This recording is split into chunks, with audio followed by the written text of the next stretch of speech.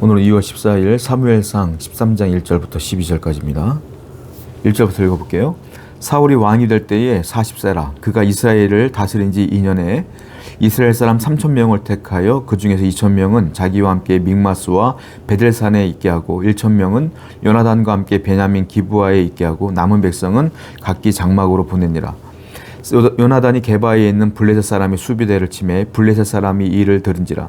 사울이 온 땅에 나팔을 불어 이르되 히브리 사람들은 들으라니 온 이스라엘이 사울이 블레셋 사람들의 수비대를 친 것과 이스라엘이 블레셋 사람들의 미움을 받게 되었다함을 듣고 그 백성이 길갈로 모여 사울을 따르니라. 사울이 40세의 왕이 됩니다. 그리고 왕이 된 지 2년 정도 지났을 때에 군대를 조직하죠. 3,000명을 모아서 2,000명은 자기와 함께 있게 하고 1,000명은 이제 요나단에게 줍니다. 그리고 함께 이제 나라를 군사력으로 다스리려고 준비하는 과정 가운데 요나단이 부득불 어떤 안 좋은 상황에 처해졌던 것 같아요. 그래서 블레셋 수비대를 자기의 군대로 칩니다. 그래서 부딪힘이 일어난 것이죠. 블레셋 사람들의 이 얘기를 들었겠죠. 그리고 이스라엘이 우리를 쳤구나, 전쟁하자라고 해서 전쟁 위기까지 지금 돌고 있는 거예요. 그때 이스라엘 사람들이 요나단이 군대로 블레셋 사람들을 쳤다 하는 얘기를 들었고 그들이 어떻게 표현하냐면 블레셋 사람들의 미움을 받았다 우리가. 그래서 두려워서 길갈로 모여서 이제 싸움을 준비하는 장면이 나오게 돼요. 지금 여기 보면 1절부터 4절을 보면 사울도 요나단도 그리고 이스라엘 백성들도 전부 다 하나님 얘기는 하나도 없어요. 뭐만 있느냐? 블레셋이 두려운 거야. 블레셋의 미움을 받은 것이 두려운 거야. 두려워서 군대를 조직하고 두려워서 길갈로 모이고. 이 사람들은 여전히 사사시대도 그랬지만 여전히 하나님께는 별 관심이 없어요. 그러니까 왕을 세워달라고 했겠죠. 일상적인 은혜를 누리면서도 그 은혜를 하나님이 줬다는 것을 늘 깜빡깜빡 잊어먹어요. 그리고 하나님을 두려워하기보다는 주변의 강대국 블레셋의 눈치를 보고 그 상황에 민감하게 반응하더라. 무슨 말이에요? 하나님보다는 눈에 보이는 대적들이 더 두려운 거예요. 성도는 이래서는 안 된다라는 거예요. 여러분, 하나님은 눈에 보이지 않습니다. 여러분들의 처한 어려움들은 눈에 보입니다. 사람들은 눈에 보이는 걸 보고 두려워하죠. 믿음은 뭡니까? 보이지 않는 것을 신뢰하고 믿는 거 아닙니까? 내 눈에 보이는 것들이 상황이 안 좋아도 하나님께서 나와 함께 한다는 믿음으로 거기에 대해 어려워하지 말고 오히려 하나님을 신뢰함으로 믿음으로 안전하고 감사하며 기뻐하며 평안한 삶을 살아야 되지 않겠습니까? 이스라엘 사람들은 여전히 눈에 보이는 대적들을 더 두려워하더라 이거죠. 5절부터 볼게요. 블레셋 사람들이 이스라엘과 싸우려고 모였는데 병거가 3만이요 마병이 6,000명이요 백성은 해변에 모래와 같이 많더라. 그들이 올라와 베다웬 동쪽 믹마스에 진침해 이스라엘 사람들이 위급함을 보고 절박하여 굴과 수풀과 바위 틈의 은밀한 곳과 운덩이에 숨으며 어떤 히브리 사람들은 요단강 건너 갓과 길르앗 땅으로 가되 사울은 아직 길갈에 있고 그를 따른 모든 백성들은 떨더라. 전쟁을 치르려고 딱 모았더니 사울의 군대는 3,000명이에요. 그런데 블레셋 군대는 몇 명입니까? 여기 보니까 병거가 3만이고 마병이 6,000이에요. 병거와 마병은 특수한 무기 아닙니까? 이것만 해도 이미 병력을 초과했어, 이스라엘 병력을. 거기다가 백성은 해변에 모래와 같이 많더라. 일반적으로 이제 실질적으로 군대는 모래처럼 많더라. 그러니까 이게 싸움 해봤자 소용이 없어요. 그래서 이스라엘 사람들이 마음이 흩어지면서 어떤 사람은 도망가고 길르앗으로 갓으로 다 도망가고 굴에 숨고 수풀에 숨고 군대가 모였다가 다 흩어지게 된 거예요. 지금 이런 상황이 벌어지게 된 것이다. 여전히 이 사람들은 뭐라고 했어요? 블레셋 사람들의 많음을 보고 두려운 거예요. 패닉 상태에 빠진 거예요. 쉽게 말하면. 그래서 지금 이 사람들은 군대가 지금 와해되어지고 어려움에 처하게 됐다. 여전히 뭘 보고 있느냐? 여전히 하나님을 본 사람은 하나도 없어요. 여전히 주위 정세만 보고 환경만 보면서 두려운 거예요. 마음이 이제 막 흩어지게 되는 거예요, 지금. 여러분, 우리가 중요한 게 있어요. 뭐냐면 어떤 상황을 만났을 때에 마음이 흐트러지고 마음이 패닉 상태에 빠지고 말이에요. 이런 이유는 뭐냐면 내가 상황을 보기 때문에 그래요. 하나님을 신뢰하면 하나님을 바라보는 사람은 상황에 흔들리지 않아요. 외부 요인에 흔들리지 않아요. 근데 이스라엘 사람들 지금 외부 요인에 그 마음이 막 흔들려 버리는 거예요. 왜? 하나님을 신뢰하는 신뢰가 약하기 때문에 그렇습니다. 이걸 다른 말로 믿음이라고 하죠. 믿음이 약하니까 그래요. 성도는요, 믿음을 강하게 키워야 돼요.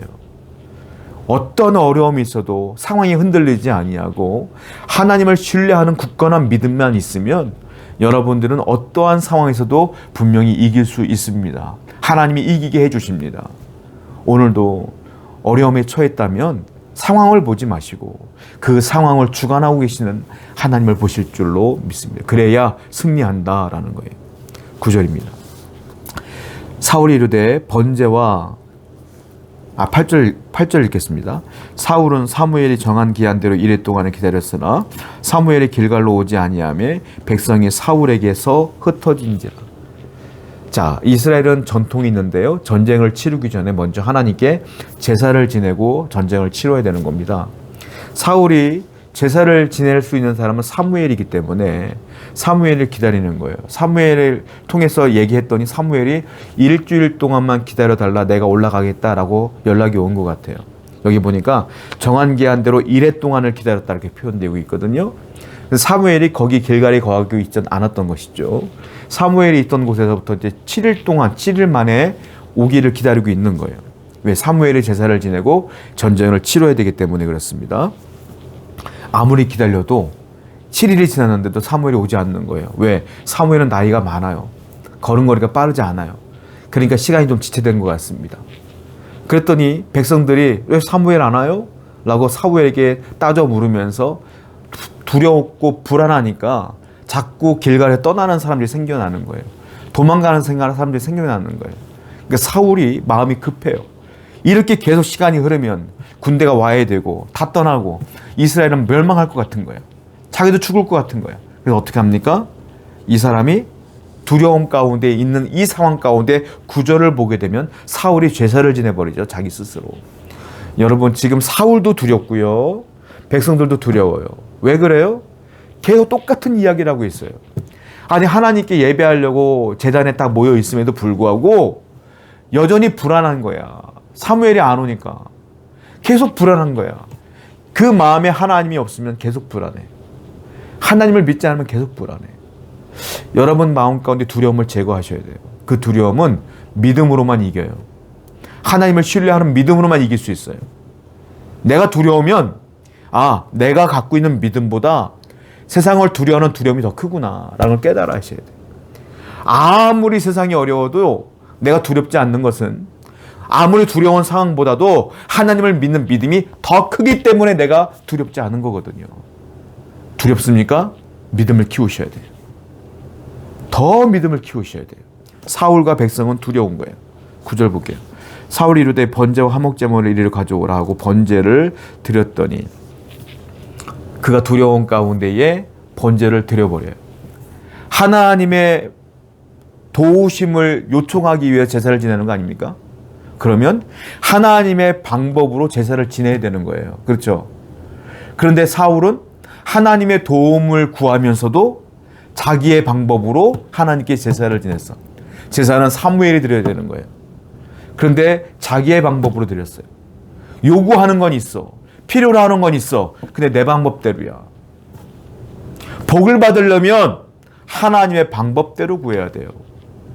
성경 말씀대로 살아야지 복을 받지. 성경 말씀을 내가 왜곡히고 내 마음대로 해석하여 살아간다면 복을 받을 수가 없는 거예요. 설교를 들을 때 하나님 말씀대로 그대로 받아들여야지. 설교를 듣고 내 마음대로 재해석해서 내 마음대로 살아간다? 잘못된 거예요. 하나님께 기도할 때 응답 주시는 것들을 그대로 받아들여야지. 내 마음대로 재해석하여 내가 유리한 대로 재해석해서 살아간다? 잘못된 거예요. 하나님께 도움을 구하고 싶으면 하나님의 방법을 그대로 100% 수용할 수 있어야 되는데 사울은 지금 잘못된 방법으로 지금 제사를 지내고 있다는 거예요. 이게 사울이 하나님의 방법을, 하나님의 말씀을 어기기 시작한 시작점이다라는 거예요. 10절부터 읽을게요.